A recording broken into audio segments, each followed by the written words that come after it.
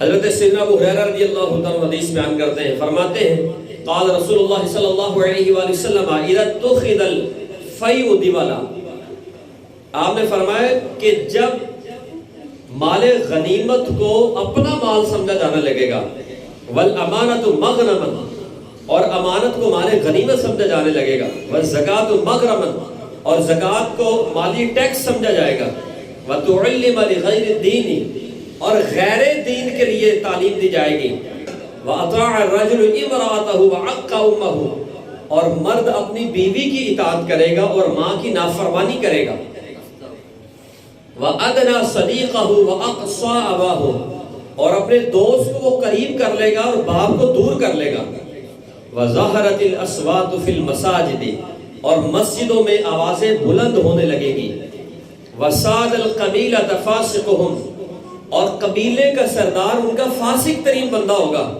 وَكَانَ زَعِيمَ الْقَوْمِ أَرْذِلَهُمْ، اور قوم کا ذمہ دار ان کا رذیل ترین کمینہ ترین شخص ہوگا، وَأُكْرِمَ الرَّجُلُ مَخَافَةَ شَرِّهِ، اور کسی کا احترام اس کے شر کے خوف سے کیا جائے گا کہ میں اس کا اگر احترام نہیں کروں گا تو اس سے مجھے خطرہ ہے کہ کہیں میں یہ میری عزت نہ اچھال دے، تو اس کے شر کے خوف سے اس کی عزت کی جائے گی، وَظَهَرَتِ الْقَيْنَاتُ وَالْمَحَازِفُ، اور رنڈیاں اور باجے ظاہر ہو جائیں گے۔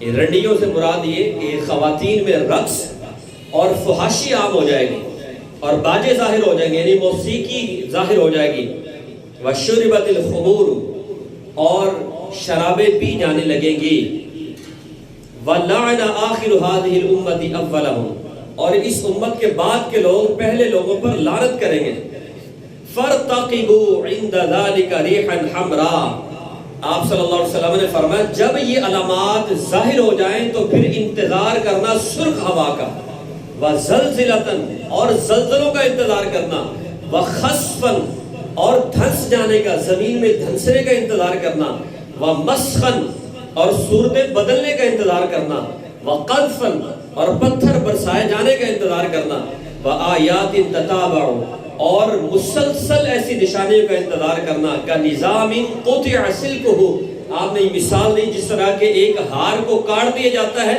تو مسلسل پھر اس دھاگے سے موتی باہر آتے ہیں، فرمایا اس طریقے سے مسلسل نشانیاں ظاہر ہونے شروع ہو جائیں گی۔ اللہ اکبر۔ میرے عزیز بھائیوں، یہ علامات جو پیارے آقا صلی اللہ علیہ وسلم نے بیان فرمائی، یہ جن نشانیوں کا ذکر فرمایا، غور کریں تو بہت ساری نشانیاں اس وقت ظاہر ہو چکی ہیں۔ جو ہمارے حکمران ہیں وہ کوئی اللہ کے ولی نہیں ہے۔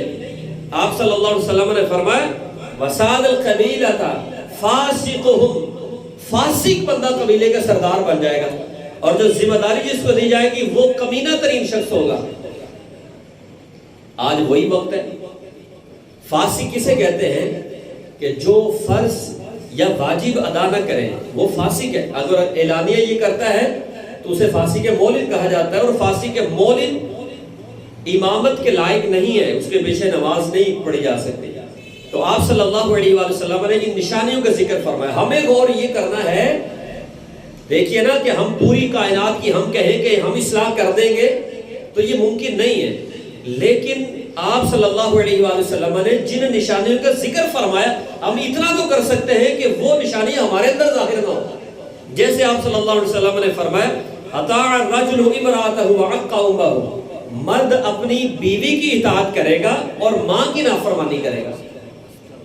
مانا یہ نہیں ہے کہ بیوی کی بات نہیں سننی چاہیے یا بات نہیں ماننی چاہیے، ایسا مسئلہ نہیں ہے۔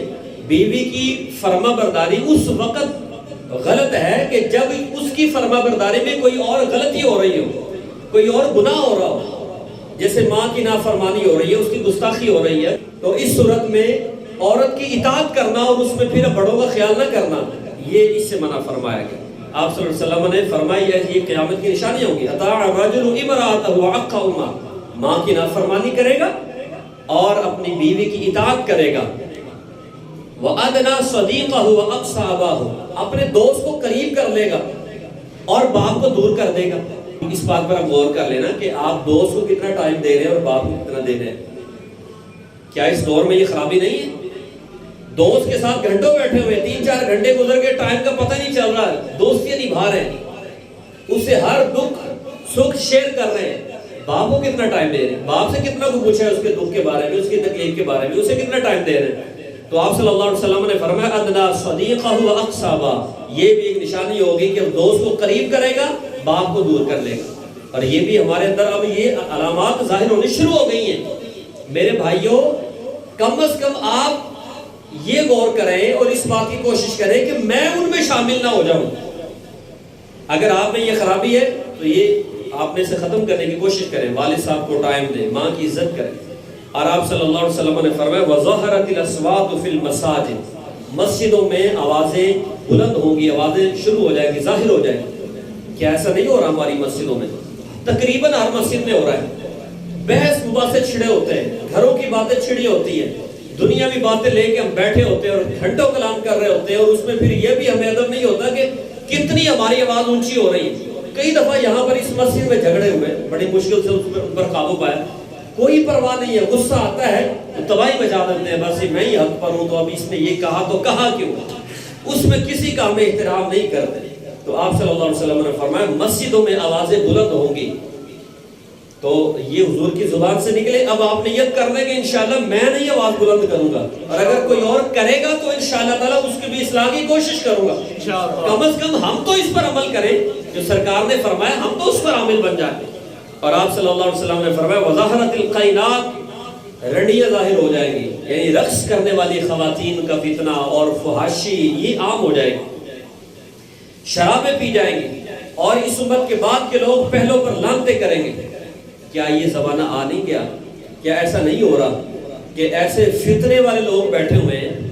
میڈیا پر دیکھ لیں آپ، سوشل میڈیا پر آج کے دور ہی یہی ہے، اور ہم یہ آرام سے بیٹھ کے جناب ان کی وہ کر رہے ہوتے ہیں. استغفر اللہ. تو آپ صلی اللہ علیہ وسلم نے فرمایا جس طرح ہار کا دھاگا کاٹتے ہیں اور مسلسل پھر وہ موتی گرتے ہیں، اس طرح پھر نشانیاں ظاہر ہونا شروع ہو جائیں گی.